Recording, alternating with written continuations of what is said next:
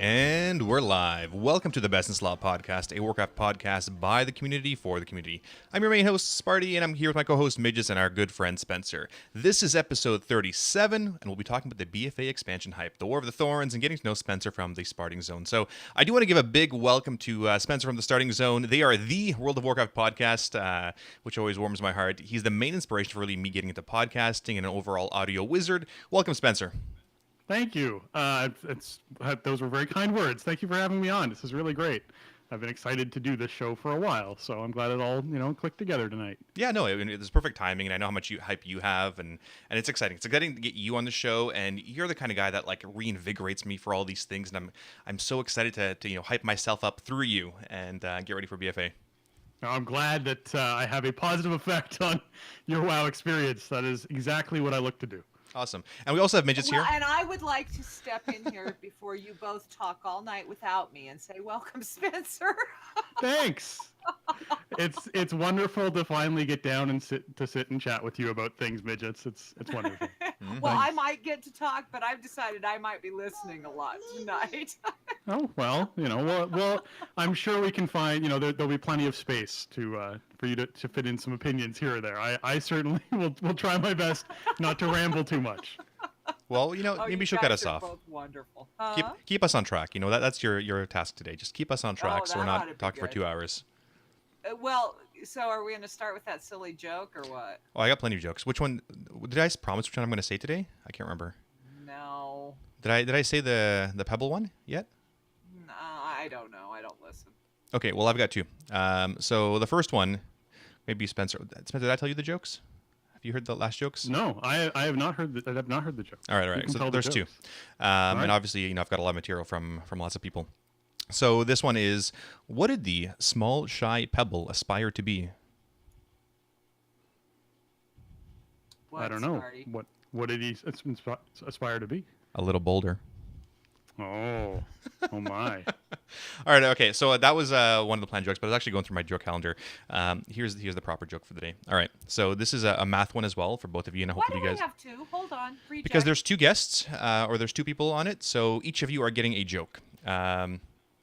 Ready?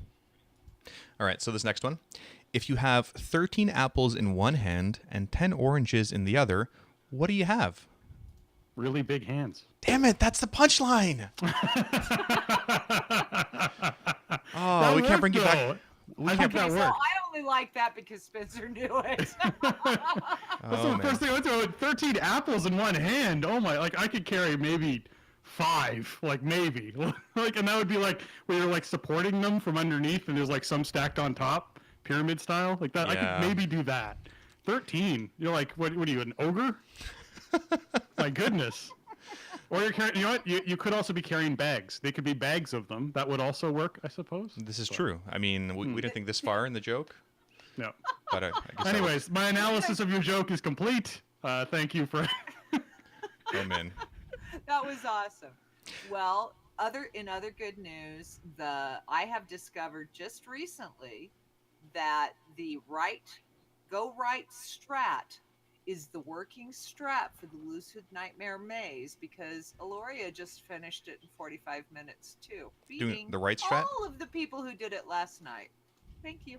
So she had the benefit of watching everybody do Lucid Nightmare, and then figured out which strat was best, right? So she had one of those guides. She didn't have time to watch you guys. She has to work in the morning, so she went to bed. She just went right. It's the right strat. I'm telling you. Yes, the right strat. Well, the that's hilarious. What I've always been told is if you ever get lost in a maze, just keep making lefts and you'll eventually get out. Because if you just keep making lefts, you'll eventually get out. You just follow your way through it. What if you end up in a box that just keeps going left? Well, if you keep following the left wall all the time, you get out of the box, right? You just keep going left the whole time. No, that's not how a box works. If there's a box within a box. You follow the left wall. You mean if you fell into a pit? Is that what? No, if you keep following the left wall. Oh, I see what you mean. I thought it meant you go around the box room and go back out. You just keep following the left wall the whole time. Yeah. Right? Okay. So I guess. Now I don't think that works with this thing. Now everybody's done the Lucid Nightmare quest line. For those that don't know what we're talking about. I haven't, but I know exactly what you're talking about. I just have not put the time into doing the Lucid Nightmare quest yet. Yeah, this entire thing was stupid. Like it's such a stupid quest. Well, go ahead, Sparty. Sorry. Oh no. It's just a dumb quest. Like I don't know. I was supposed to be more frustrated. I got frustrated near the end because they kept me up, and like I wanted to go to sleep, and it was 11 o'clock at night, 2 a.m. for some of these guys. I'm like, no, Sparty, we want to watch you do Loose Nightmare. I'm like, okay, well, I'll just finish it next week, right? Because I'm tired, and like I've been up since 6. Yeah. No, let's watch you do it some more. So eventually I got to this damn stupid thing, and you get these stupid puzzles. The Blingertron one was the best because I like those. But the maze, I don't know, wasn't that bad. It was just like, okay, well, let's find a plan and just keep going. And then I made them suffer because I just brought out my big encyclopedia of jokes and read through those. And so they made me suffer. I made them suffer. Wow. I think you should do it. It's actually a fun quest line. And what was really fun was watching the Secrets community, of course, putting it out there. But we did torment Sparty, and he was quite contrary through most of it. I was difficult. I tuned in for maybe 10 minutes as I was heading to bed, and you were what looked like walking through the same room over and over and over again. And I was like, yep, I'll do that some other time. I'm good for now. I have some other goals that I was finishing up. I was making sure I got all the mounts for my various characters for their order halls. So, how are you doing on that? Well, the only characters I haven't maxed out this expansion were Mage, Hunter, and Warrior. And so at this point, I now have all the other mounts except Demon Hunter, and Demon Hunter's like 2 steps away. It'll take me about 15 minutes tomorrow to get Demon Hunter mount, and then I'll have all those mounts. So those are also, I have the Mage Towers done for all of those classes too, except for those 3. So do those mounts count towards your mount total? I haven't actually checked. I imagine they do. No, actually, they do not. You only get one. Only one of them counts. So well, it's a per character achievement. So for all of you that went, ooh, I've now got 12 mount, you don't. Yeah. I thought I was debating it right now. I'm like, I wonder if I should get these now because he's doing it, and that'll add to my mount total. You would actually have to level an alt, Sparty. Yeah. So far, the only mount that I haven't liked that I've gotten was actually the Rogue one. That Crow, to me, it just isn't as cool as I thought it would be. Like the Paladin one's cool. It's got the golden footprints when you ride around. That's cool, even through the air. Same thing with the Warlock one is, undead version of Paladin one. We ride around, there's green footprints through the air. Priest ones are cool with the different forms and stuff. I mean, flight form for Druid's cool. Like, a bunch of really neat ones. And then, you get the Crow, and the Crow, it almost feels like it just wasn't as complete as the other ones to me, which is unfortunate. It has a really cool mounting up animation where you, like, spin around and stuff to get onto it, but otherwise. So I'm a little disappointed. My favorite mount is the Monk mount, and I actually thought the Crow mount was really cool. It's cool, right? I hate Rogue, and I got that Crow mount and I hate Rogue, and I'm awful at Rogue. Well, like I said, I really liked the idea of a Crow mount. Like the Raven mount to me was like this is wicked. I really want to get this thing. It's just it didn't live up to my hype. I had more hype than the mount could deliver, and I was disappointed by that. So, anyways, that was just that one. So do we want to talk about the Torren Mill versus South Shore being out to celebrate the post-PvP season? Yay! I experienced this today. I saw this was part of the show, and I wanted to be sure I actually did one this week during the celebration. And? You know what this was? This was all of the Horde on all of their white bats, like all of them. So like 40 white bats all lined up, sitting at their their res point, their spawn area, refusing to move forward to attack the Alliance until the Alliance moved forward enough that they collapsed on top of them and then ran back to their res point. And it's like, great. So we just got rolled because eventually someone has to attack. Yeah. And so the Alliance kept being put in the position where they were like leaning forward, and the Horde would jump on them and then run away, and then jump on them and run away. And you're like, this isn't fun. But that's exactly what Marin South Shore was. Like that reminds me. Yep. Yeah. Like the Alliance would overextend and the Horde would just capitalize. And they're like, oh well, we need to draw some of the Horde out away from their spawn points, away from Terran Mill, and then capitalize on them. But it's who's more stubborn, and apparently it's the Horde. Clearly. It is. Apparently it's the Horde. With their giant line of white bats. Yeah, that was the man. Well, we don't talk about PvP much here because I don't PvP. I'm going to title myself War Mode Off. And then, I don't know, Sparty does some, but I think mostly for achievements. Well, we can talk.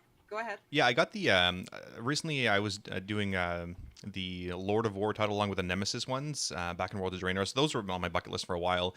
And Morgana, which is one of our new guild members in Zeros to Heroes, she's got her own Discord and lots of achievement stuff, and they've been facilitating these runs for a long time. And I was lucky enough to get those done. I mean, under 2 hours for the Nemesis ones, super quick. Like it's a lot of logistical nightmares for her, but got plenty of people their achievements. I got all these titles, which I love. I've got my Lord of War title now as well, thanks to her. So I mean, huge shout out there. But it's exciting. I'm glad to have those, and now I'm Lord of War. I'm going to keep that title for a while. Lord of War, huh? Yes, Lord of War. Well, it'd be perfect. It's the perfect title for going into BFA. Exactly. Mm-hmm. Now you want to talk about the Dark Moon Fair? Spencer, why don't you tell us about the new toy? I liked your version of it. My version of it? It's really disappointing. So the new toy is out. It's hot buttered popcorn, for those who are curious. You can go out and pick it up for 50 tokens. 50 tokens really aren't that hard to get if you're someone who is looking to get this toy. You actually get 80 just from the quest that if you could just buy off the auction house. Just went out and bought all the Dark Moon Fair things. You get 80 tokens just from that. You can get 10 tokens really easy. The pet battles that actually reset daily at Dark Moon Fair give you 5 tokens each. So there's, if you just did those once a day, took, 10 minutes to do it once a day, you could get, 50 tokens in 5 days. Wouldn't be that bad to do. I should do those. But the hot butter popcorn toy is 1 bite of popcorn. That is it. You quite literally take out the bag of popcorn, put your hand in it to get this fistful of popcorn out, and then eat it, and then the whole thing disappears. And you're like, no, it was disappointing. I wanted many more bites of popcorn. When in a game like Overwatch, they have these emotes where the infinitely opening box or the dancing ones or whatever it is. Why can't we have toys that when you start channeling something, it just channels at a really ridiculously long or permanent channel until you break it by movement? To me, the popcorn thing would be great because there'd be nothing better than two people getting into a big argument or something like that, and you just start eating popcorn in front of them, waiting. No, come on, where I it's perfect. See, where I envisioned it is when Sparty is explaining a raid strat that I would pull out my popcorn and just sit there and eat it. Exactly. That's how I had it envisioned. But 1 bite isn't enough. No, it's not. More than that. so this popcorn thing, just so you guys know, it is at the Cooking Quest vendor. So the if you Thorns. go to do the Cooking Quest, that's where you can pick up that hot buttered toy. I'm impressed that they're adding more content to Legion. At the same time, so this popcorn, is it one single popcorn in this bag, or do you just have a giant mouth to eat all of this in? And then what is the plural of popcorn or singular of popcorn? I don't know. Popcorn and popcorns? No, because you say you're going to go get popcorn, so it's just that's it. That's the plural. A popcorn. I don't know. It's like moose. Singular. It's like moose, Sparty. So we can relate Canadian thing. It's like moose. We just say moose. We don't go mooses. Yeah, we do. Or mooses or moosesai or meese. It's maybe. Moose. Anyway. And so it's just popcorn. I guess so. Okay, so there's more issues with Dark Moon Fair. Apparently, with the changes in professions, I saw a tweet from Mystical West, which is DBM author, that the skill ups are currently not working for any of the professions, fishing, alchemy, whatever. Did you guys try that stuff out? Yeah, I tried this out. I did jewel crafting and alchemy and didn't get skill ups for either of them. I also did the fishing quest, and this is an interesting thing. I don't know if anyone else did the fishing quest, but it used to be that you could do the fishing quest, which is catch 5 of these fish for Dark Moon fish that are there, in 6 to 8 casts tops. It took me 34 casts this week to get my 5 fish. Ew. So they did something to the drop rate on these fish, because even when Robin, my spouse who was playing, went in to do it, it took her 20 something casts too to get her 5. So you're okay, this is weird. They changed something too. So we have a bug that I hope gets fixed as far as the 5 skill ups go, but at the same time they also apparently are tweaking other things too. But what professions did you try, Midgettes? Well, I got out and tried alchemy, and I only had a couple of more professions that I wanted to get maxed out before Legion was over. Alchemy, I actually got 3 skill points, though it wasn't the full 5. And I didn't get anything off of blacksmithing or jewel crafting, and I went, okay, I'm not doing this, and I got my hot buttered popcorn and left. So Your single popcorn. Yeah. Huh? Your single popcorn kernel, and then you left. Well, either that or I don't know. It's a cute little bag. I wish it lasted longer.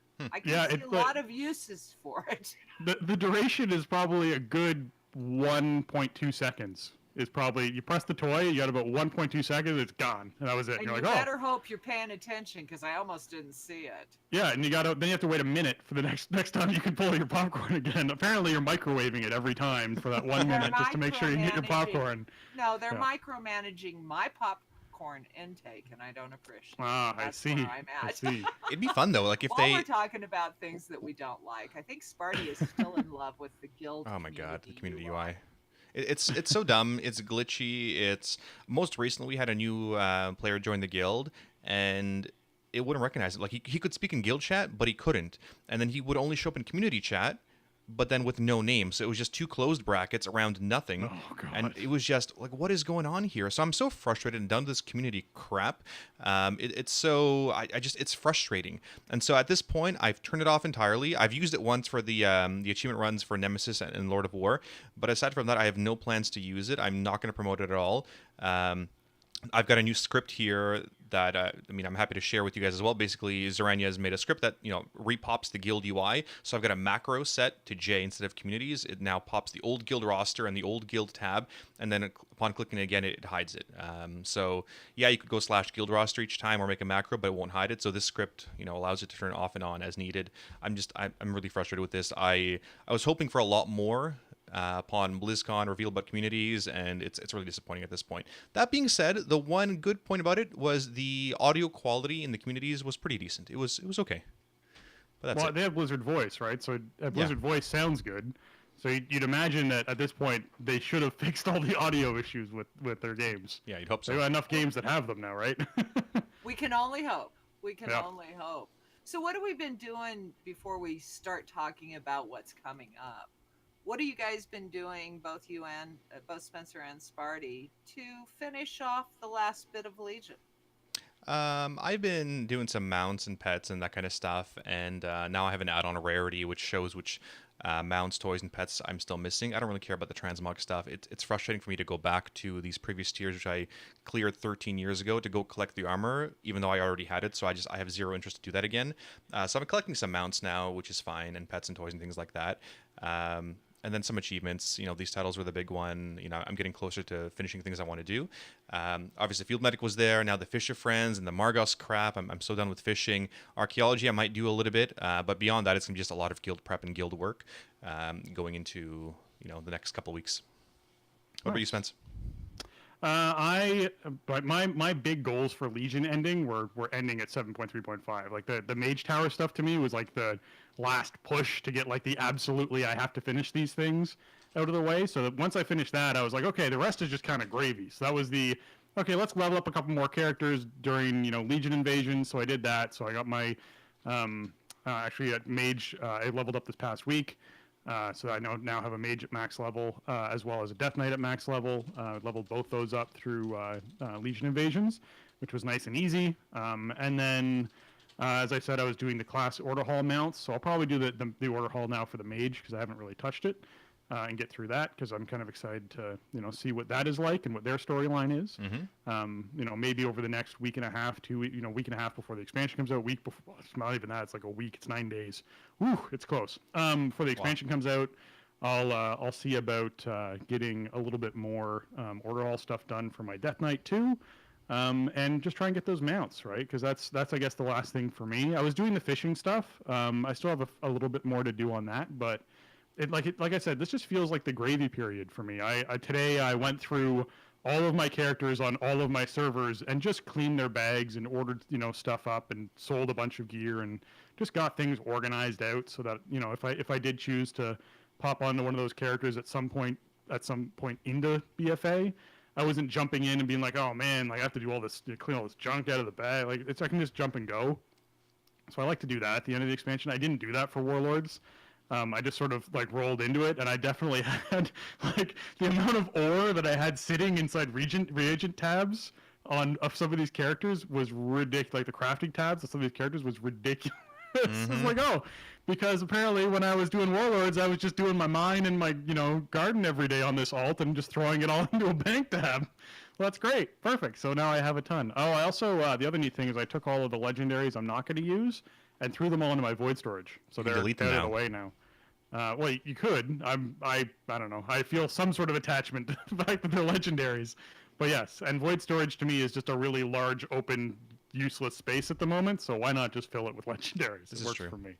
Yeah, I think my one regret in all of these things in Legion and in previous expansions has been to not run alts and experience the storyline, because it's such an awesome storyline from what I've heard from like the Death Knight campaign and all these other ones that I feel like I've really missed out. And yeah, I could still do it, but I mean, I'm not an alt person, right? And I wish there was a way for me to experience these things on my paladin, or like, you know, put on a Death Knight disguise and kill fellow paladin. I don't know. That's a cool idea. That would be cool. I enjoyed all of the storylines. I think, honestly, though, and I was shocked, I still think the monk storyline was my favorite. What about you, Spencer? Oh, of which one was my favorite? That's difficult. I really liked doing the priest campaign a lot, especially because it overlaps with the paladin campaign. You get to go to the paladin order hall, which was my first experience going into the paladin order hall, which was really cool. And working with them, and then being able to take that, level up a paladin, and then play through the paladin campaign and see where it overlaps with the priests. Like, that to me was wicked. I loved that happened. The warlock one was really cool. They did a really good job with, you basically like go and take over your own like world, like a chunk of a world becomes your order hall. That was wicked to me. Like, there's a bunch of really cool ones. It'd be hard to pick one that was my favorite. I mean, I lived and breathed Druid this whole expansion, so like I'd probably just pick Druid because it's the easy one for me to pick, and I dug the campaign a lot. Especially you know, having 4 weapons and be able to do the 4 different weapon campaigns to unlock them all and see all that aspect was really neat. And I loved our order hall; it was very well done. Cool. But Rogue to me stood out as another really, really good one too. That's a cool campaign. That's a really cool campaign, especially to get the mount done. You have to go to Horde cities and assassinate key individuals inside the Horde cities, which I thought was really neat. That was fun. They did a good job with that. I got my tail kicked because I suck at Rogue, but there you have it. All the rogues out there are laughing.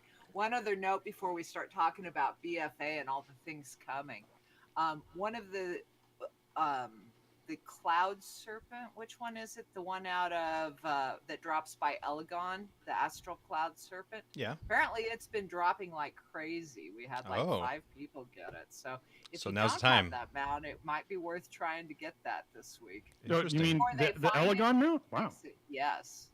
Apparently, it has been dropping like crazy. The Celestial I'll do that after this tonight. If it's just coincidence or not, I don't know. But heck, we'll just get a bunch of people go in there and try it. Yeah. But let's jump into BFA because it's 9 days away. God, So I can't believe it's 9 days away. Where are we on this? I mean, we're close. It's exciting. I can't believe it's 9 days away. You guys keep saying that, and I guess it's August 5th, and 9 days away to get it done. And people are taking all that work off, weeks off, days off, whatever, for their leveling experience, which is pretty fun. I mean, people are doing a lot of prep and a lot of work and a lot of spreadsheets and a lot of theory crafting, and this is the I guess one of the most exciting times of the expansion in general, right? Because it's all like, okay, how do I plan out my leveling experience? What do I want to do? Do I want to go to max level? Do I want to have leveling groups? There's so much talk of everything going on, and that's, I think, the best part of these expansions. It's getting the dungeons and the gear at the start and the learning everything that's new, the Heart of Azeroth, all of it. It's exciting. I don't know. We've been dealing with Legion, or we've had Legion and the fun there for 2 years now. And it's, it was a pretty good expansion. It was solid. It had a couple of issues, but I mean, most expansions did. But I mean, I think overall people really liked it and the amount of content that it provided. But Battle for Azeroth should do even more. I mean, in terms of rating and PvP and, mythic pluses and where the game is going, it's going to be incredible.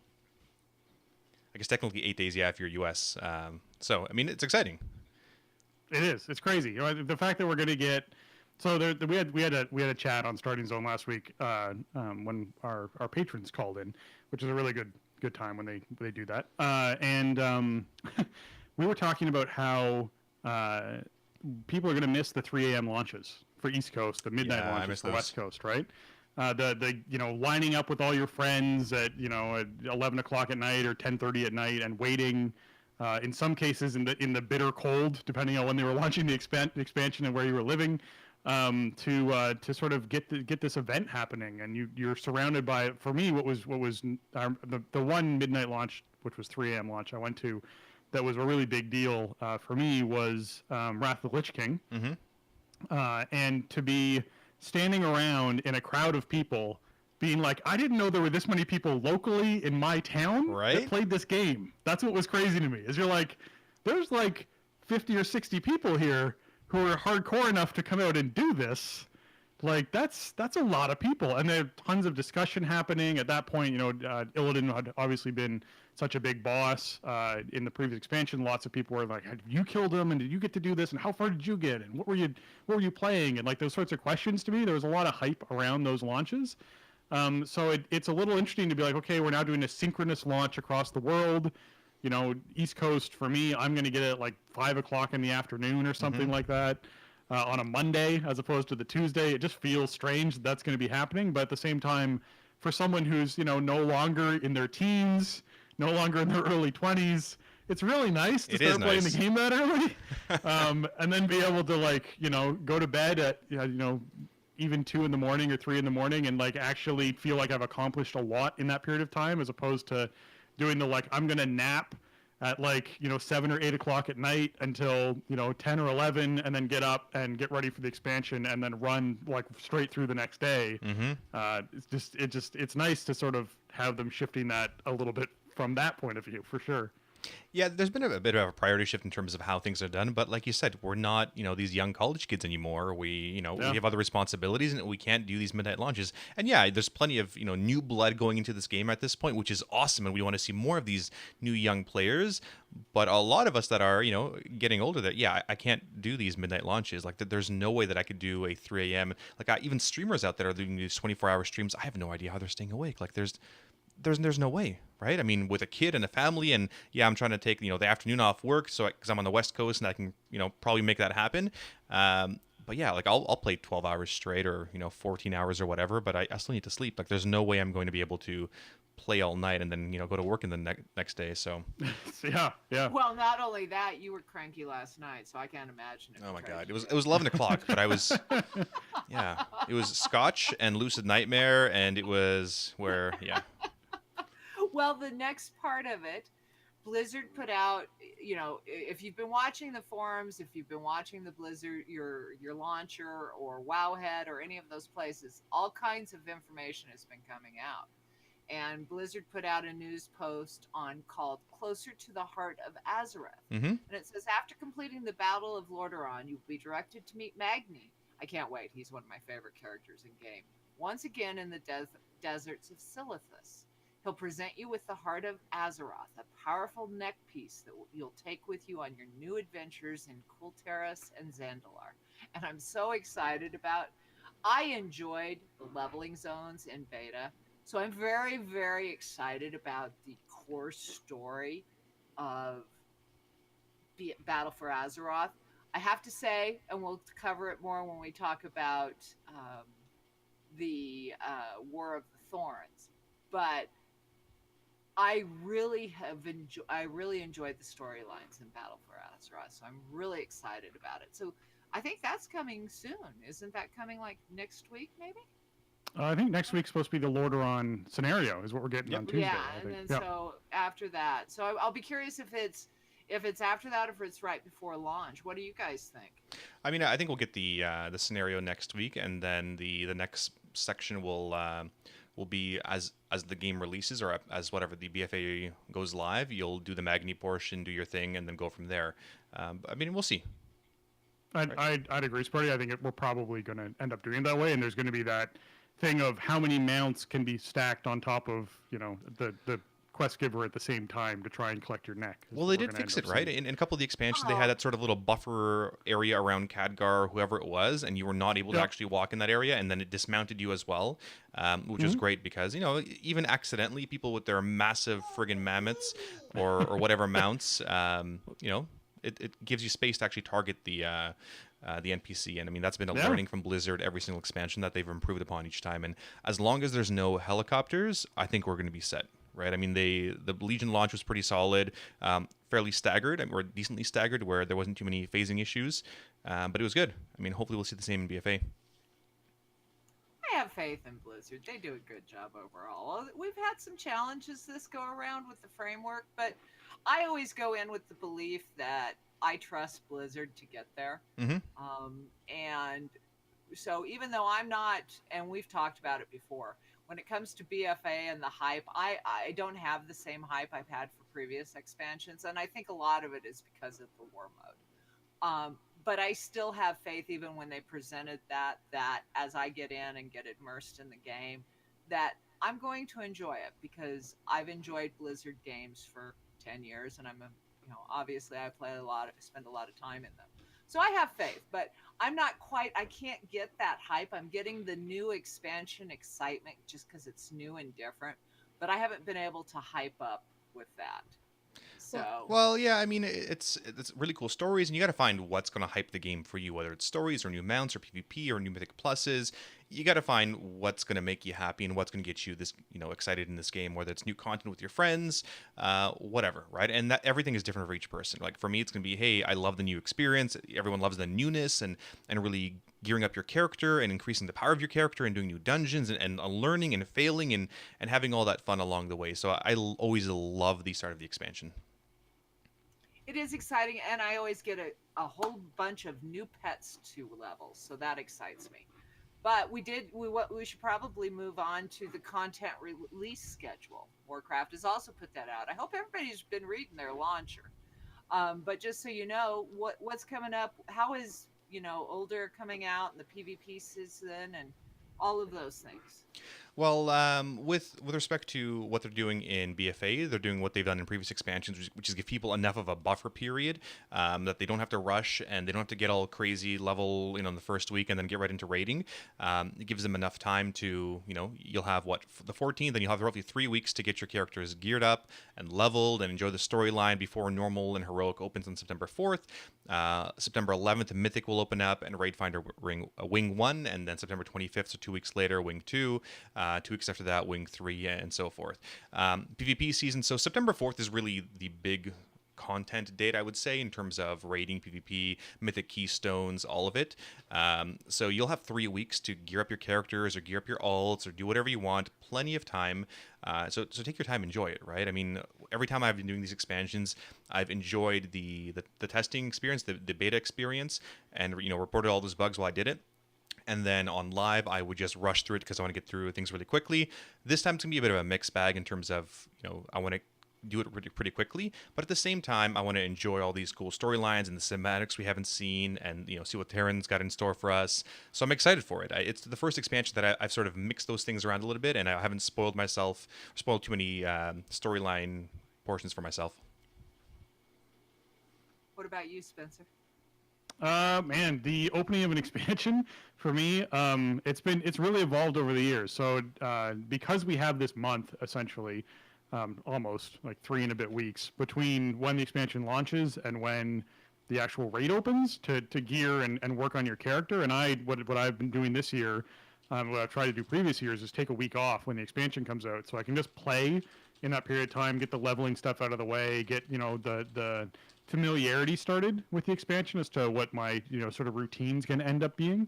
So I find that I spend that week sort of establishing those sorts of goals and needs. But in previous expansions, I've done things like I've really pushed hard to get Lore Master done as fast as I possibly can.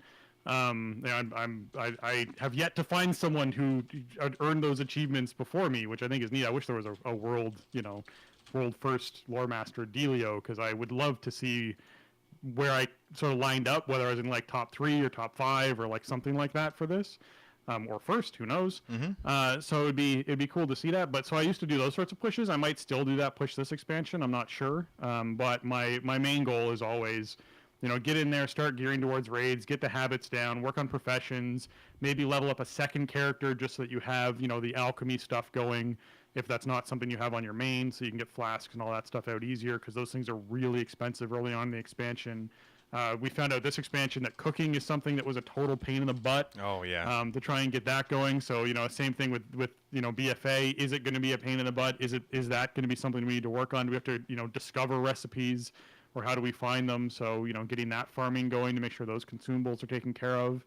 And then I guess the other big thing is the decision now of, do I get rid of my crafting profession for leveling and take, and for the front end of the expansion, and pick up gathering as my two professions? Because something they introduced in Legion that was really neat is the ability to buy a book that just lets you relearn all of your Legion recipes that you'd forgotten when you actually switch professions. So I could take my druid, get rid of leatherworking, take up mining, level the character up with mining and skinning or whatever it is I want to have those in combination of, and then when I hit max level, go, okay, I now have all this ore that I can choose to either sell or use to craft things, or give to friends or whatever it is. But I can also now ditch mining, pick up leatherworking, and then just buy the book from Dalaran and max out my leatherworking again to Legion skill, and then be able to skill up my leatherworking, which I think is really neat that they've given you that freedom now for this expansion. So if you're someone who really wants to make a bunch of gold, I mean, double, gathering profession is a great way to do it when leveling, especially something like enchanting, where you can disenchant all those quest rewards you don't need anymore, or old gear you don't need anymore. Like, that's a huge advantage going into this expansion. So I'm excited about that too. Well, I think they've done some really great things with the professions that I've seen.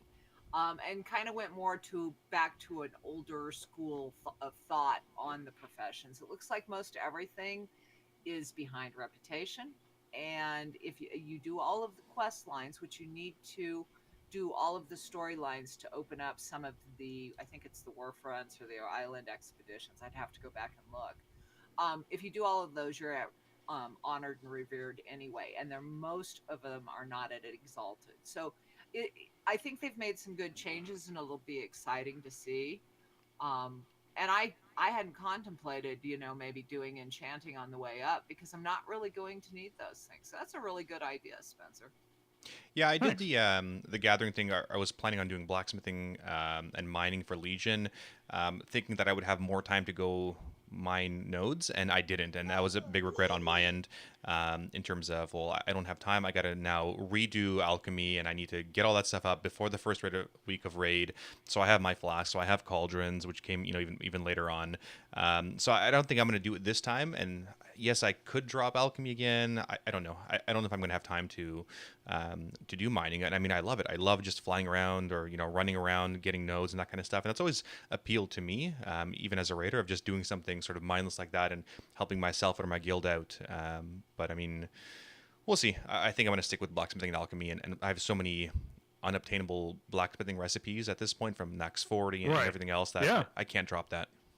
No, and that's where a couple of my characters are at. I just know that this particular character, to me, I don't have anything magical and special like that to me anymore. I mean, you have the unique situation of you've been playing the same character for such an extended period of time that you have acquired things that you just can't acquire anymore. Mm-hmm. So, like, why would you ever want to give that up? You could craft an item that, in some cases you might not be able to, because maybe the ingredients don't exist anymore, but you can craft an item that no one else can craft, and that's just great, especially if you start thinking about if there ends up being a transmog use for that way down the line or something, then, cool.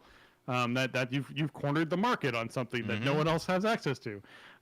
But as far as newer characters go, or characters that were created especially in Legion, you can do whatever you want as far as ditching those professions go, because you can get all those things back. So for me, it's going to end up probably being enchanting with skinning, because it's so easy to skin things as you're leveling anyways, because you're killing the mobs. It's right there. And typically, if you're in an area with a lot of other people and they're killing a lot of mobs, you can then skin their mobs. Yes. And then you get even more, which is great. You vultures. Yeah, it's excellent. It's excellent. And then, the passiveness of enchanting is really great, just to be able to disenchant all the quest rewards while you're leveling up is just fantastic. So I'll probably do that, and then ditch skinning and relearn skinning again afterwards. Well, I do think that reputation is going to be a huge impact on the game. Absolutely. Battle for us. And Wowhead has put out a great overview guide, if you haven't seen it, that covers all of the different reps. But almost everything that I've seen, including opening up a lot of the later content has been based behind reputation. So we're going to have to be very cognizant of it. One of the things that I was reading, I think today, they said that it's not actually very beneficial to do a lot of dungeons while you're leveling up, because not only does it not give you a lot of experience, you tend to miss out on the reputation gains that you'll get from just questing. And most of what I've been reading is suggesting that you hold off on the dungeons until 120. Yeah, there's been some talk and discussion in terms of, when do you do war campaign, reputations. Reputations have always been quite beneficial early on in any expansion. Humans have been quite strong because of the reputational bonus and because of how much that's going to play. I mean, it played in Legion and how much it's going to play in BFA. Humans are going to be quite strong because it's 10% quicker to cap out these reputations, to the point where, Towley, the People's Paladin, went for after Dwarf to human now because that human rep ratio is so damn good. So I'm excited for it. I'm excited for, more humans, and, for as long as I've been playing this game, I can't speak at all. Ever since AQ40 and Nax and opening of the gates, well, the server gave the gong or the scepter to a human because of the rep ratio, because of the race that was going to it, instead of a night elf who was the other sort of person. So yeah, human reputation, the racial has been so important, and I think it'll be, again, really important going to BFA. Yeah, I'm gonna stay gnome. Well, for those, that's good to know. I mean, it is you. It wouldn't be the same if you changed. For those who are curious, the benefit really behind the reputation as to what this sort of reward isn't just unlocking content. Like 7th Legion, for example, for Alliance, or the Honor Bound, when you actually get those higher up, you unlock being able to do different mythic dungeons. So that's unlocking content. But Champions of Azeroth, that reputation alone is the reputation that gives your necklace eye levels. Like, you just get straight eye levels from getting that reputation up. That's where that comes from. So, like, the human racial playing into this is really powerful. Yeah, absolutely. And and that's going to unlock more of that content, and that sort of takes us to Island Expeditions, which is our next thing.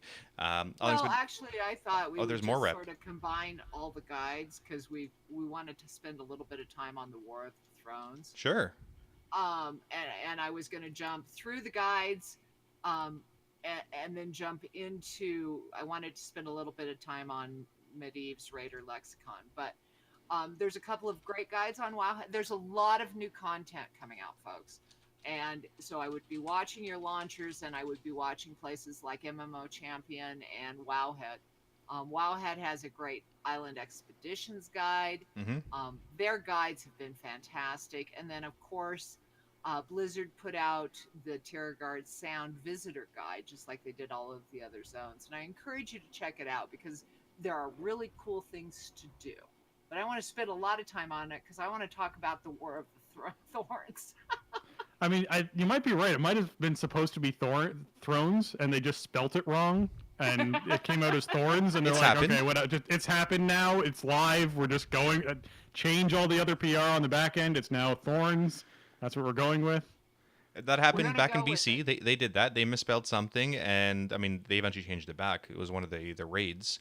But yeah, let's move on to the War of the Thorns. Well, actually, I want to talk about that Raider Lexicon. Of course you do. Talk about that later. No, I mean, so the Medivh's Raider Lexicon, for those of you familiar with it, Medivh and the group that's been putting that together, I believe on the Russian side, and then translating it to English, it's been a really great tool for what's most efficient in terms of leveling and what the benefits are. Even for someone that, if you guys have not been following much of the BFA stuff, this lexicon is a really good guide, just in general for, what runs, when the release dates are, all that stuff, preparations, leveling, things to do, war campaign, what you should be doing daily, how the neck works, professions, everything. It's a really good consolidated guide to everything BFA, especially for raiders, and it's more tuned towards the raiders that are in a semi-heroic level. The top US 100s, 200s, semi-hardcore guilds. But yeah, you want to kill Gahuna as quick as possible, to get that top 100 achievement. It's not geared towards, the average casual raider, but you can definitely take a lot from this, and definitely not towards, the top 10 guys out there, which are doing, a little bit more on that end.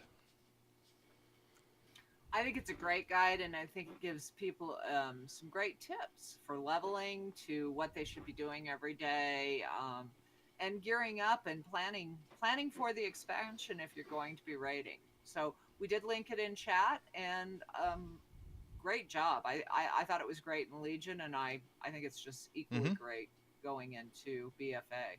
Yeah, anytime people can sort of consolidate all of these things together into one place and make it easy to sort of get through and read, that's ideal, right? Like that's exactly what you want, and that's what this is.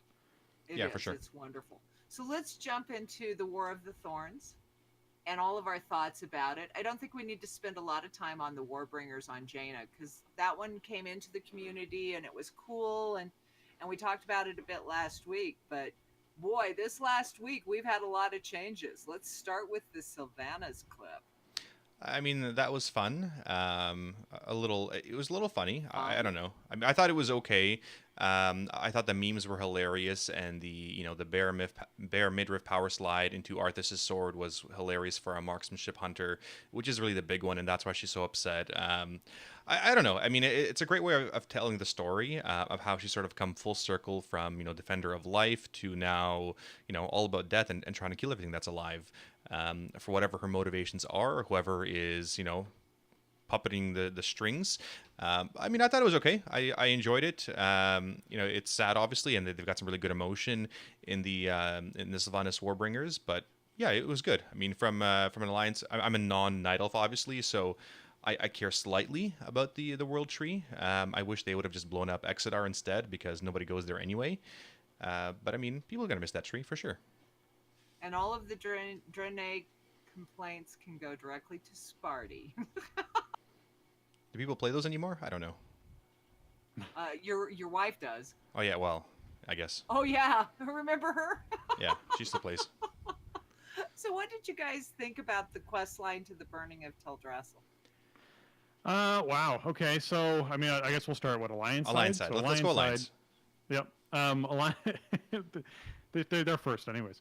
So Alliance side, to me, was a really good question. It was incredibly emotional to play through this for me personally. To be able to jump in and see the effects of the Horde, essentially slaughtering all of these camps. Everyone is clearing out all these camps, and there's just waves upon waves of wisps, sort of ushering past you. That Malfurion is gathering up to be able to create this wall to try and protect the rest of Darkshore is pretty incredible to watch. And obviously all this madness is driving the Furbolgs insane. So they're whenever they go crazy, you got to do something about it, because they go crazy.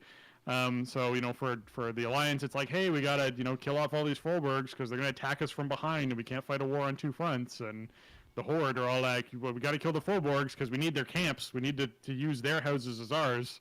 So poor Furbolgs just get caught in the middle and killed. The Alliance quest chain then progressing into the actual Darkshore itself being attacked, and them trying to capture the ships to be able to go over and essentially capture Darnassus and the World Tree and be able to hold it sort of almost as hostage, as a deterrent to further Alliance attacks. If the Horde are able to hang on to this, they're going to essentially stop the Alliance from being able to retaliate very much, because they have a whole city of prisoners. So as Alliance, you're trying to stop that from happening and do your best to fight that off, but you aren't quite able to. And then, of course, what ends up happening is, there's a decision made by Sylvanas to burn the World Tree. And you then have to go through the next gut-wrenching experience of having 3 minutes to evacuate almost 1,000 people from Darnassus, which you just can't do in time. I personally managed to get 102, which felt pretty good. Put out a lot of fires, saved a lot of people as much as I could before the smoke succumbed to me, and I collapsed. And in the middle of all of this going on, Malfurion was wounded by Sourfang, and Tyrande had to take him back to Stormwind. So it was a pretty emotional quest chain for this. I think that this was something that, as an Alliance member, was quite the roller coaster of emotion as far as this shocking events taking place and finding out why they took place. Especially By the roller coaster, I mean showing up and watching Malfurion kick Sylvanas' butt was hilarious to me. Because man, oh man, was he ever winning? And then apparently Sourfang's axe does like 39% damage to Malfurion, which was kind of crazy to see that one thrown axe could do that. But you know, it was a dishonorable hit, so that's that maybe it gets a bonus. You attack from behind, you know, who knows? Yeah, I mean, I had some issues with some of the lore and storytelling. You know, Malfurion's supposed to be really strong. Tyrandra's supposed to be really strong. Well, why did Sylvanas just leave him? I mean, the logical thing would just be finish him off. Get it done, you know, do it yourself and move on. It felt like a lot of these armies are just these giant noob armies that have not gone through the 120 levels that we have as champions, as everything else, and they're sending their peons off to do, you know, a couple things, and it feels, I don't know, through the Battle of Lordaeron and through everything else, these armies are so massive. There's not just, you know, 20 orcs or 30 orcs or 50 orcs, that there's hundreds and hundreds of orcs trying to go attack, but it didn't feel like it. And then it was, you know, these catapults across, you know, shooting across the entire sea to, I don't know. I had issues with that, and you know, at this point we've got the Vindicar, right? Why don't the Vindicar can teleport people? It has this massive cannon, just go shoot Sylvanas in her face. You know, I guess it's the Army of Light, and that we, you know, couldn't borrow it. Well, there's theories about the Vindicar thing, right? And I think a large part of it is what powers the Vindicar. I think it's powered because we powered it by Argonite, is what it's powered by. And how much Argonite is there? And was there enough Argonite to get it back to Azeroth and then actually be able to do something in Azeroth? Or what's, you know, it's a finite resource. Like, can we power it with, you know, Azurite? The maybe. Azurite, right? Is that a thing? Like, why not? Is that going to work? We can make things up. So it's one of those cases of I think they're writing that off a bit, because you could make the same argument of you know, some of the class order halls are giant ships. Like the Demon Hunter class order hall is a Legion ship. That's what that is. Like that could be used, but who's going to use it? And you know, which faction gets to use it? Like there's just a lot of interesting things like that. The Vindicar was a ship that was used by both Alliance and Horde. You know, maybe that is a neutral thing that's not going to get involved. Like there's a lot of reasoning. Yeah, and with a lot of these story things, you sort of have to suspend disbelief, and as much as like things don't make sense logically, because that's not the way we would do it, you have to appreciate the storyline component of it. Okay, so it's not done, you know, the way that would be most strategically best to be done, but it's there for the purpose of storytelling, and sometimes, you know, things won't make sense, and sometimes you're a Tauren Druid, sorry, you still got to go blow up that world tree, because that's what your Horde leader is telling you to do. So it may not make sense, but for the purpose of storytelling, sometimes you need to suspend that disbelief. I wish, because this is something that followed very well storyline wise, that Sylvanas had ordered, because she ordered all the priests and druids to go and tend to Azeroth's wound and try, you know, focus on healing that and dealing with that, as well as Bane, Bloodhoof, which is why they weren't involved at all in the War of the Thorns in that attack. I wish that there had been a separate quest chain for all priests and druids and like for those very earth-centered classes to just go to an area and there's, you know, stuff, there's stuff they need to fight there. Maybe there's wildlife that's going crazy. So if you're a druid who's not a healer, you're fighting the wildlife. But then if you're a druid who's a healer, you're healing Azeroth's wound, and you have to like heal multiple targets at the same time, or like they can easily make a healing challenge out of it. And that was a thing. So that the only classes that got to experience this was ones that would actually experience it. And that to me is, I just, that's a regret. I wish that was a thing. That's a really cool idea, because, you know, realistically, we don't see both perspectives. We only see Alliance, or we only see Horde. And to have that other perspective of, okay, well, this doesn't make lore sense for me to be a priest, to be doing all this stuff to destroy a Temple of Elune or a Tauren Druid. I should be healing something else. And you know what? Maybe my character's not involved in that, but if I want to play a different character, let's say a warrior or whatever, then yeah, my character's going to be involved in doing that. And that's a really good way of doing things, because we did the exact same thing for the class campaigns, right? We all had different storylines in that massive story. So maybe going forward, that's a very interesting idea. Yeah, I mean, to Sylvanas, it was a way of removing them from the equation, right? Because you didn't want Bane, because Bane wouldn't have stood for any of this happening, which I'm sure we'll find out down the line once he figures out what's actually happened. So it's just one of those, like just like Sourfang did. So it's one of those cases where I just wish that there was that option, that perspective, and I think that would have offered another level of depth to this storyline. For sure. I think it would have too. And I'm never going to a movie with you guys because you guys are the ones that are going to point out that helicopter wasn't made until 10 years after it was used. That's the least you have to worry about in a movie. I worked in TV and film for long enough that there's way worse things I can point out about a movie than like when a helicopter happened. Storyline, guys. And I have to say that the Teldrassil storyline for me was very sad on the Alliance side. Yeah. Very. And before we get to, the Old Soldier release, I also did the Horde side. And I sat there and because I wasn't looking forward to this quest line at all. I started in Darnassus. My first character was a Night Elf. So I was not looking forward to this storyline. And I got through it, and I logged off for the day. I was just sort of done. And I don't think I will ever ride the mount that comes from the quest line, because it's just like, I just didn't, it was sad. Mm-hmm.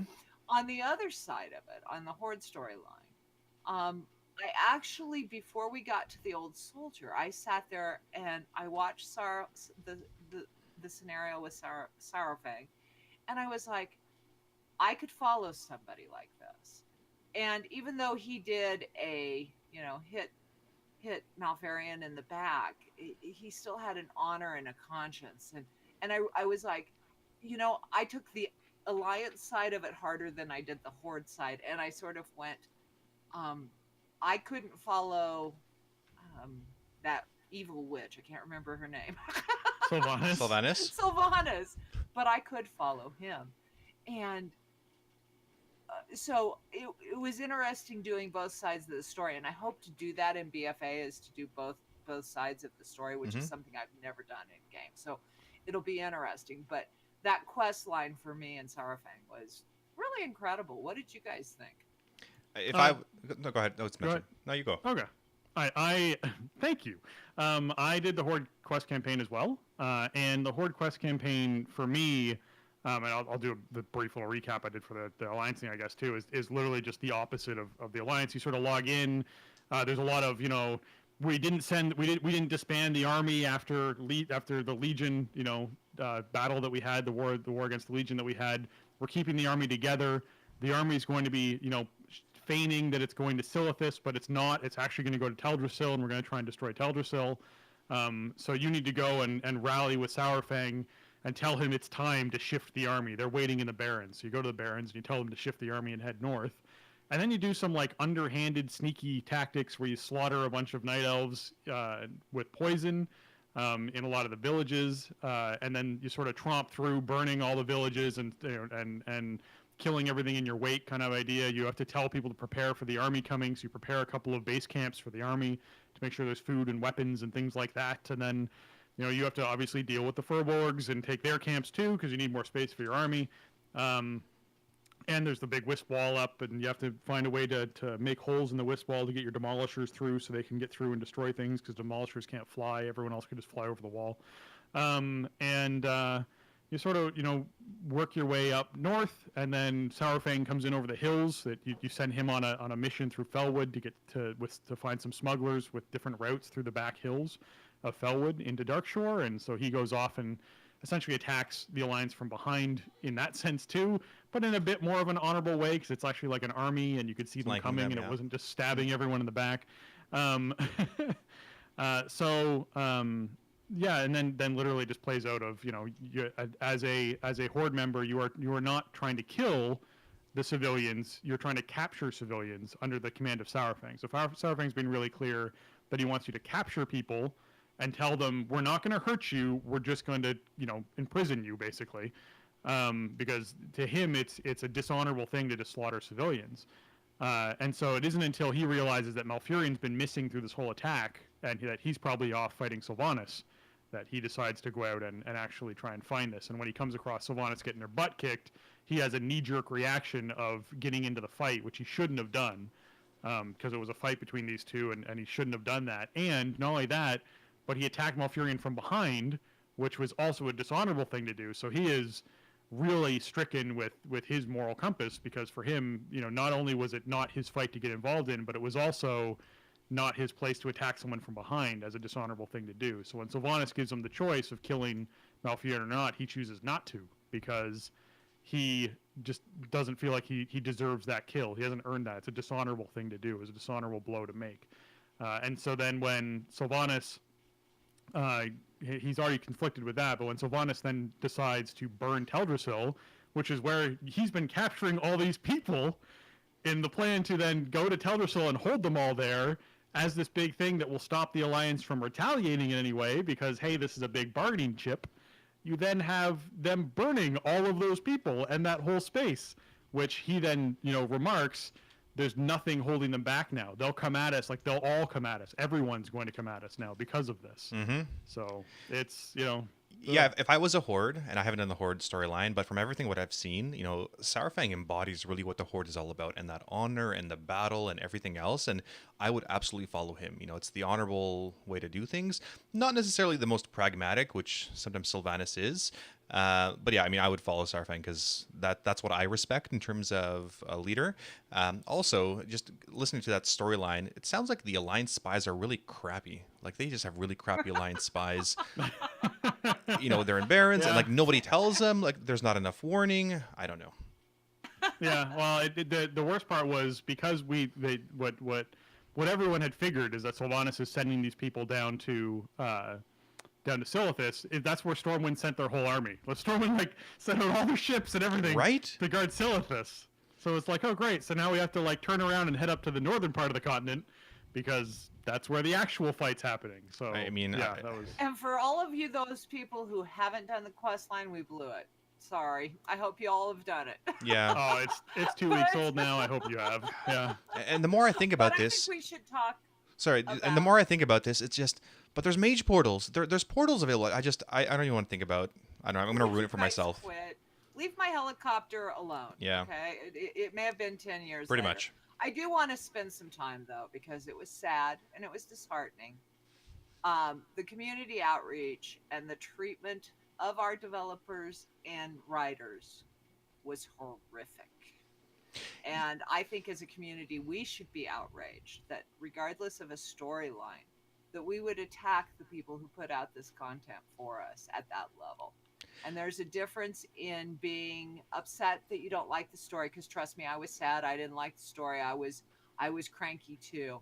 And then taking it out on the people that presented it to you. There's constructive criticism. And it's a real shame when Taryn Gregory is on his vacation in England is coming out to support people, and Chris Metzen is coming out to say, hey guys, take a deep breath. I know you feel passionate. It's not fair to them. And I think we should spend a few minutes, because we talk about those kinds of things, discussing that. Yeah, absolutely. And the first part of that is the whole morally gray thing, where Sylvanas is morally gray, and that's what Ian said. And this is nowhere true. Sylvanas is clearly black, and this is nowhere close to morally gray. The issue is that that's not what Ian said at all. There's a clip here, and I'll link it to you guys there in chat. But this clip basically says exactly that's just a clip of what he said there. And he says, Azeroth is a world of gray. It's never a world of black and white. And that's, people have sort of turned that into, well, that's what Sylvanas is all about, right? Like the Horde is evil, whatever. No, it's always a matter of perspective. And the point that he went on to was to say, oh, well, in the original Warcraft 1, we're humans, we're the sort of the good guys, and these monster-looking things are invading through a portal, and we got to defend our town. But there's always more to that story, right? It may not have been written at that time, but there's more behind that story. And so people need to really get their facts straight before they make a lot of these accusations, I would say, and really go from there. But yeah, it's a world of gray, and it's not black or white, and clearly what she did is probably more black, but maybe white to her. But yeah, it's a matter of perspective. Well, you can't make gray without black. You can't do that. So you need to. There was one of those cases where, to me, I've seen the amount of memes, the amount of stuff that's exploded over the internet, has been ridiculous. And the amount of people saying, well, Battle for Azeroth is supposed to be morally gray. Oh, well, Sylvanas is supposed to be morally gray. You're like, no, just Azeroth is. Azeroth, yeah. Azeroth is. That's just the world. The world that this takes place in is a morally gray space. So be aware that there's going to be people, as everyone seems to know, There's going to be druids who don't agree with this. There's going to be horde, side leaders who don't agree with this. There's going to be people within the Forsaken who don't agree with this. Like, there's tons of people who don't agree with this. Those are the people who are going to be, quote unquote, white as far as their perspective on this stuff happening is. But there's also going to be people who see what Sylvanas is doing as being, a war chief of, war, being something that they want and that they support. So, the goblins are going to get tons of wealth off it. What's the most, financially boosting thing in the world? It's war. That's just is. So for them, it's great. Grow perfect. We get to sell more things to more people that we make because people need them for war. So it's a place that is morally gray. The whole world is. It's not just character specific. Is Sylvanas a morally gray character? I mean, we could dig into that really deep, but we don't need to. She's a character who through the past has demonstrated that she acts in her own interest. She's a ruler, not a leader over her people. It's not what she's trying to do. So she's someone who's going to do what's in her best interest. And if there's people out there who threaten that and threaten her power and her rule, she's going to take them out. That's just who her character is. Is she a cool character with a really cool origin story? Yeah. Is she really, great art, well-drawn, good-looking, female? Sure, of course she is. Is she someone who has really cool powers? Yeah, she totally does. Is she someone who embodies the morals of the Horde? Not in my opinion, she doesn't. And I think a lot of people agree with that, Well, and I think agreeing with that is fine. And I also think, too, that we forget that there's still more of the story to come. And at the end of the day, though, when we talk about the community outrage, when you're talking about personal attacks and death threats and things of that nature over a storyline, I mean, I know we all feel passionate about it, but come on, guys, there's a line. I want to jump into Old Soldier. Otherwise, we're going to run out of time and not be able to talk about the starting zone, which we want to spend some time on. Thanks. I just want to say one thing real quick, right in there. It's one quick thing. The people being attacked, the people attacking Christy Golden and Taryn Gregory for the pieces that and the effort they do, not only is that totally inappropriate and offensive, and you shouldn't do that, and I'm totally against it, but those people don't actually make those story decisions, guys. They're made much higher up than they are. They're given story decisions and told to work with them. So, like, not only should you not be doing this at all, but you're not even attacking people who have any sort of, like, innocent bystanders is what you're doing. Like, this isn't okay. Like, don't do this. This is not okay at all. Yeah, and to sort of close off that, I mean, it's more often than not we're preaching to the choir here because of the community that we have. Yeah. And yeah, I mean, these things are obviously not okay, but we have to lead by example, and we have to really set, that example for the rest of the community sometimes, and let people know, hey, that's not okay, right? You shouldn't be speaking to people like that, or, you're anonymous on the internet, Twitter, whatever, but again, that's not okay. And yeah, a lot of those decisions are made higher up, and, these guys have been given the story, and they've been working on things for, for a year or two or whatever. But like Chris Metzen said, this is only the small wave of it. Like, this is a small drop in the ocean of the content, or we don't see the entire perspective. Probably in a few months, as we see more of what's going on and more of the content and what's behind the scenes, that's maybe we'll get a better understanding of sort of what's going on. But I mean, yes, you don't see part of it. You don't see a large part of it. We're reacting in a bit of a knee-jerk reaction, and even then, we're passionate about our characters, right? I've had 1,000 some odd days played on my paladin. I love him. I love, that's who I am. But if Blizzard, killed paladins off one day, or said, hey, your account's banned, it is ultimately a game. Like, it is a part of you, yes, but it is ultimately a game. And sometimes you might just need to take a step back, right? Sometimes it's time to take a break from something like that. Absolutely. Well, let's jump into Old Soldier. Keep in mind we want to get to the starting zone, so we're gonna spend some time on it, but not so much. I think Warcraft's stats post about it was actually the best, and because I like to have funny tweets, I'm gonna put it out there. He's a parody account. If you've never followed him, I recommend that you do. He makes me chuckle quite frequently. He said, things I'm sure of. Caffeine is needed to survive, which was number 1. Number 2, pineapple shouldn't go on pizza. And number 3, Blizzard doesn't create and release an entire cinematic trailer in just 24 hours because a handful of edgelords got mad on the internet. He also revitalized the very important discussion of pineapple on pizza, but we won't have time to cover that one today. Yeah, I mean, we can agree to disagree on that one, which is fine because you're wrong.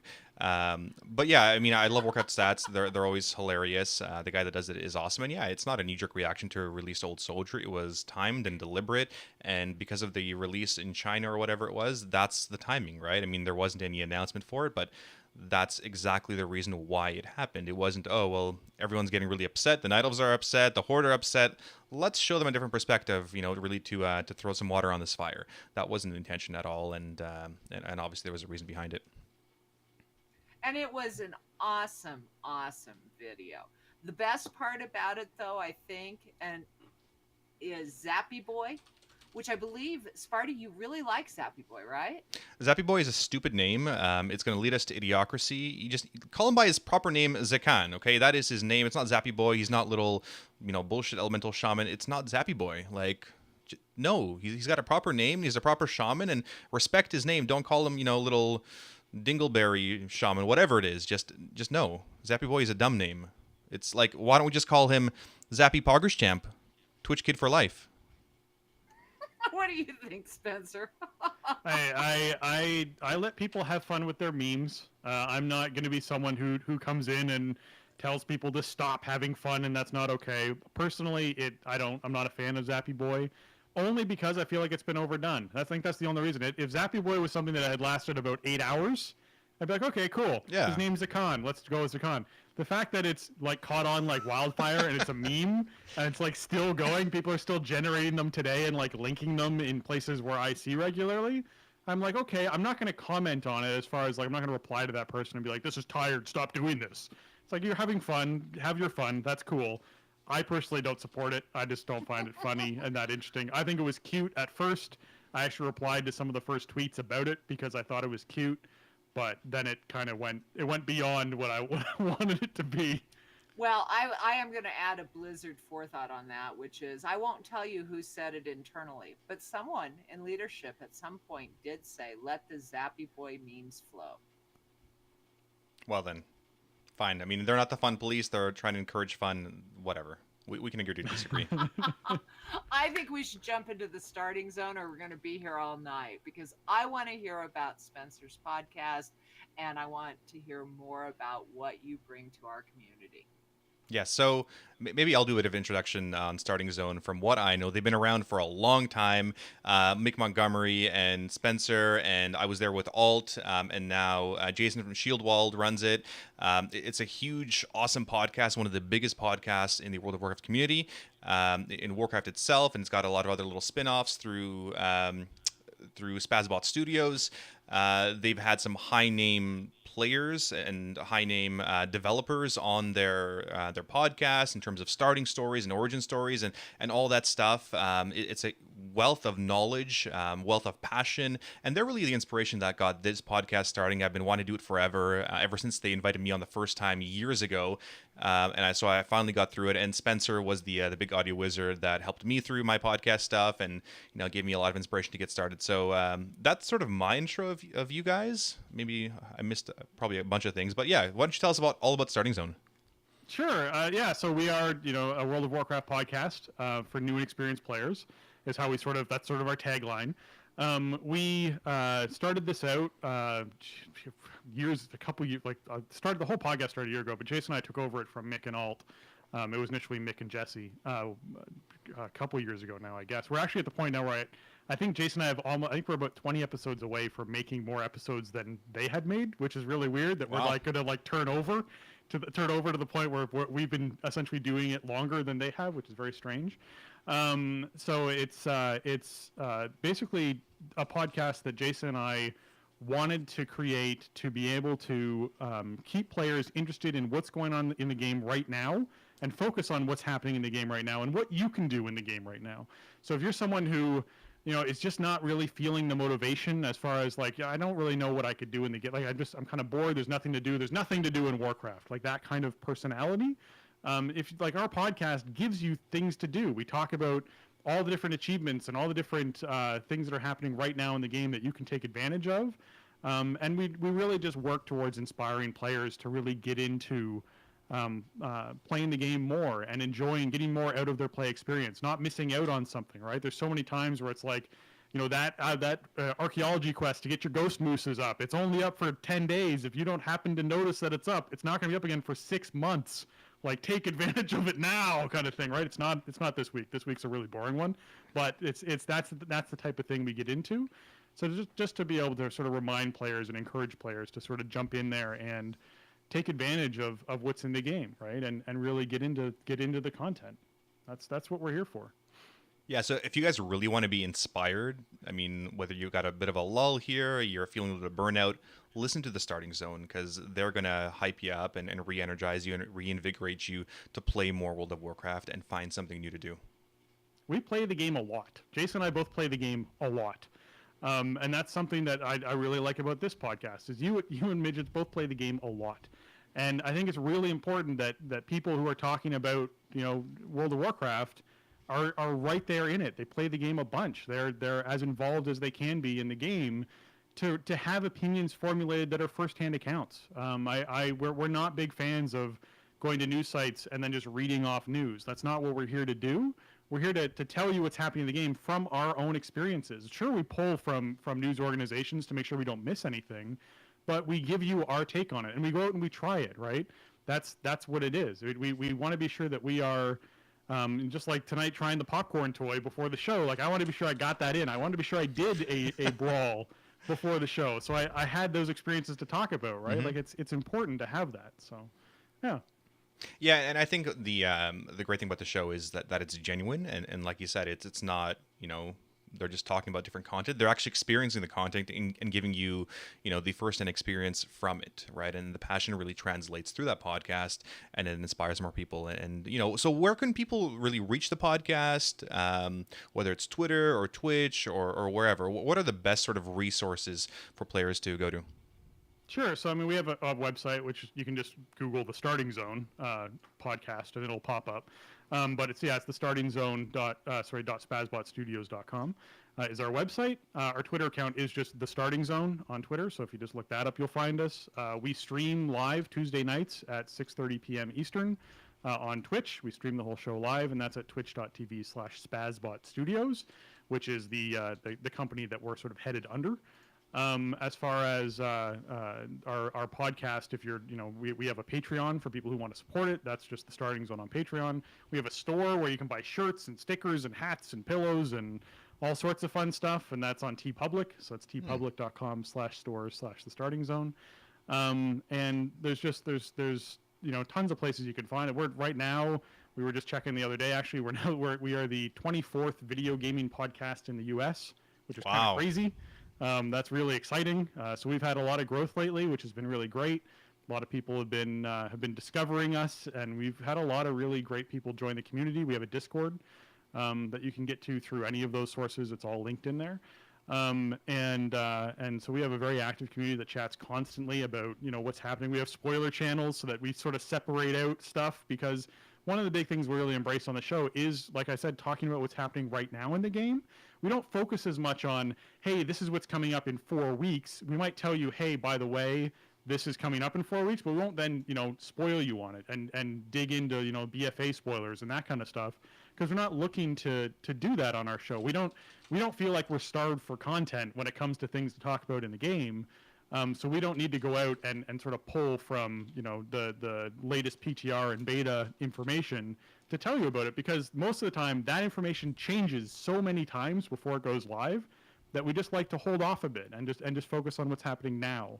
So you don't have to worry about spoilers with us, which is great. I think the last time we had anything that was even close to that, there was a lot of warning leading into it for people to actually take a break. And I think it was with the Sylvanas Warbringers thing, and we wanted to talk about it on the show, but it had come out the same day as we were doing the show, so we wanted to be really clear that skip this little part of the show. We put it at the very end of the show so people could just stop listening at that point if they wanted to. So we're careful with that kind of stuff. Awesome. Well, I think it's a great podcast, and I've listened to it several times, and you have been the inspiration for us. I hope you enjoyed your time with us here as well. I'm flattered. Thank you for having me. I was listening to what all the little websites. I'm like, stickers and stuff. I wonder if people would want a midget sticker, except it would be very small, like a very small.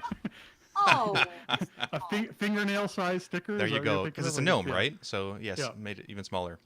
But no, I mean, it was a pleasure having you on the show. Midgets, sorry, you were going to say something?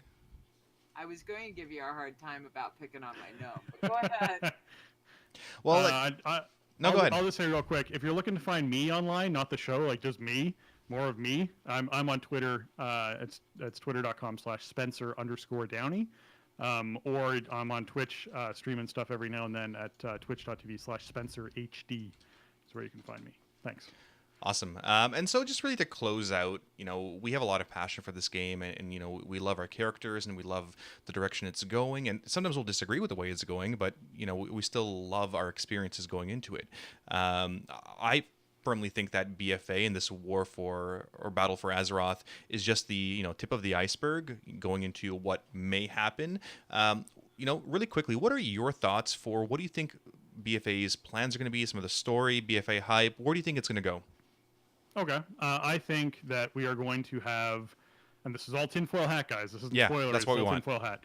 I think we are going to have the battle for Lordaeron take place, and that battle takes place only because Sylvanas burned Teldrassil.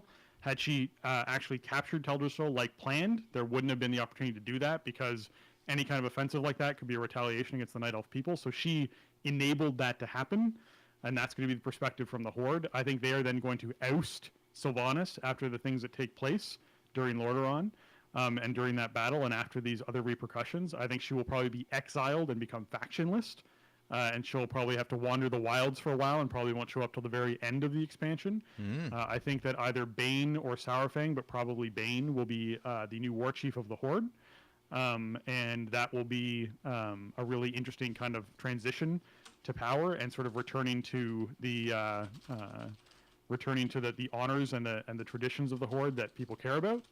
I think we will see the Alliance end up in quite the battle for Azerite, as well as obviously we're transitioning into this sort of sea war that's going to end up happening, and we'll see how that sort of war takes place during the sea with the Zandalar trolls.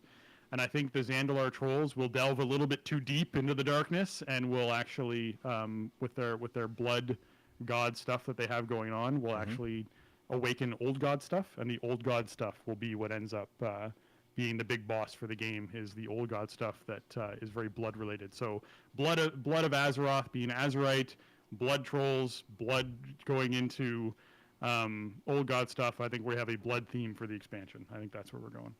Yeah, which is much better than a fell thing. Yes. Yeah. I mean, it all sounds good, makes sense, and it's really funny because Bane potentially as war chief, Sourfang potentially as the number 2 again. Somebody in Twitch mentioned that he's been through 6 war chiefs at this point. Sourfang always the bridemaid, never the bride, right? Like he's never. Like, he should be a war chief maybe at this point, but hopefully there's been enough character development with Bane, and I didn't agree with Vol'jin as a war chief. Anyway, I very much agree with where it's going to go. It's going to be yes, initially Horde versus Alliance, but as things get awakened, whether it's Old Gods or Queen of Azshara, Sylvanas potentially siding with Queen of Azshara, getting manipulated by the Old Gods, but I don't think Forsaken can hear the thoughts of the Old Gods. That might be the battle to save Azeroth. And it's not a battle of just Azerite, but we need to save Azeroth, and we've put a band-aid on the wound now, but there's more to come. I think that's a true statement, and I think honestly, if they go with someone other than Sourfang, I'm not sure I'm going to want to explore my rock-eating side as much as I might have. They really caught my interest with Sourfang, and I hope they continue down the line. I'm looking forward to the X-Pack. We've got 8 days. I can't wait to see what comes next. It's all exciting. It's very exciting, and it'll be interesting to see how the storyline develops. I just know that for me, being a longtime Blizzard customer as well as player, I have faith in the Blizzard team that it'll be an awesome ride as always. Yeah, I agree. And I mean, as we wrap up here, for those of you in the Zeros to Heroes community, we're starting more raid teams. We're going to get a huge influx of players. I know more and more joining the guild. There's a weekend rating starting up. There's There's going to be more coming up and more in the community. Always welcome to join our guild. But with that, I think it's going to be our wrap. Thank you guys for watching. Thank you, Spencer, for being an awesome guest on our show. I just thank you as always. So have a good night. Be excellent to each other. And as always, live your life heroically. Have a fantastic evening.